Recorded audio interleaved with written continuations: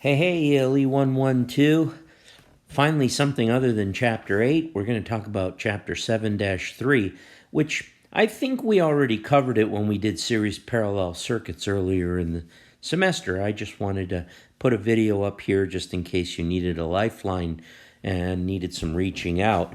Voltage dividers with resistive loads. It should be a fairly easy section to understand and possibly work.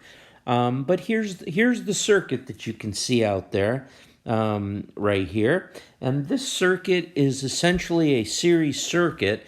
And we would like to connect a resistor in yellow over here. We would like to connect this to the 1K down at the bottom of that circuit. Now, we could connect it anywhere. We could connect it to the top 1K, to the middle 1K. We could connect it across two of the resistors. We could play all kinds of games. And the analysis is the same, okay? So in the example, we're going to connect to the bottom 1K. Now, everybody in this class is pretty smart. There's a 10-volt battery and three 1K resistors.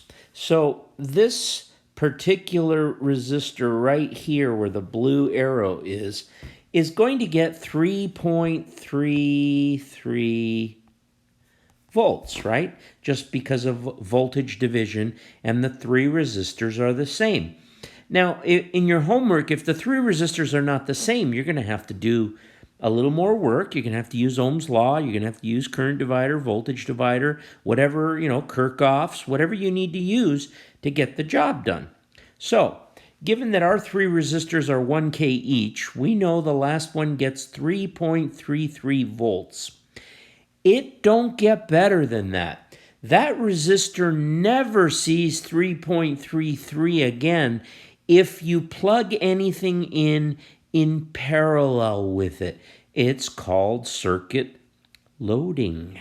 And that 1K is going to load that circuit down and drag that voltage down.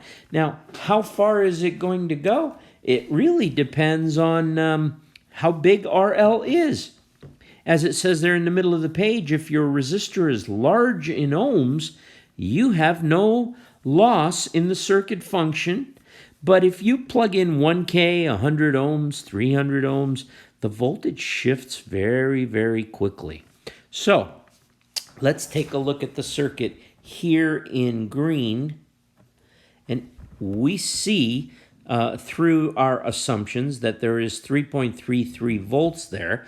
And I want you to notice that the R air, the resistance of the air, there is a resistor there. When there's no resistor, there is an infinite resistor in parallel. And that's why it doesn't load the system down, because air has extremely high impedance. So take a look at that voltage divider down below. I've manually calculated it for those of you that are maybe needing to see the circuit analysis. And you end up on the next page with a situation where we take the load resistance and we raise it. That's going to keep the output voltage at 3.3, depending on how big. So, case 1, we drop a 1K resistor in there, and that total right there drops to 500 ohms. Well, that 500 ohms is in bed with a 1K and a 1K up here, and that produces 2,500 ohms of resistance in the full circuit. It's a series circuit, essentially, with a parallel branch tucked in on the bottom, which we quickly reduce to 500. And you can see that R3, which is 1,000 ohms, right here, R3 is no longer 1,000 ohms. It is now 500 because it's carrying RL on its back, and it hurts. So we run through the calculation, and we find out that our voltage gets loaded down to the tune of 2 volts. There used to be 3.33 volts. There are now only 2 volts remaining at that point due to circuit loading. Folks, when you plug anything in, things change. You know your car, it gets so many miles per gallon? Well, that measurement was probably made with one passenger in the car. What do you think's going to happen when the second, third, and fourth drivers get in? Gas mileage will go down, and circuit performance goes down as you plug into things. It changes the game. Okay, the last problem down here, we take a huge 10 mega ohm resistor, hint, hint, very similar to the impedance of an ohm meter, a voltmeter, sorry, sitting in parallel with your circuit, going in to measure the voltage of R3. Voltmeters have very high impedance, 10 to 20 mega ohms. So when that 10 mega ohms gets in there, right here, and it's in parallel, 1K and 10 meg doesn't change the game. Look at that, 999.9 ohms.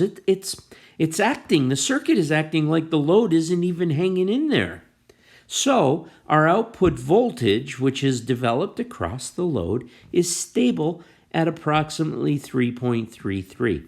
If you don't believe me, you can run a little calculation here of 10 times 999.9 divided by the total resistance in the circuit, which is 25, which is actually still 3,000. So 999.9 over 3,000 is pretty doggone close to 1,000 over 3,000.